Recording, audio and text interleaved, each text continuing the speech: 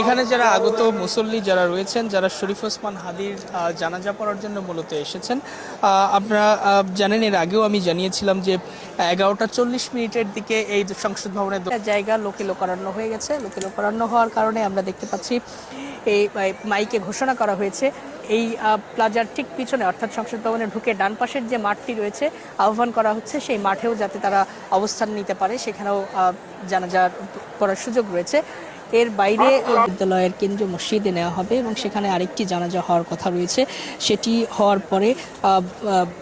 হওয়ার পরে জাতীয় কবি কাজী নজরুল ইসলামের যে কবর রয়েছে কেন্দ্রীয় মসজিদের পাশে ঢাকা বিশ্ববিদ্যালয়, সেখানেই তাকে দাফন করা হবে।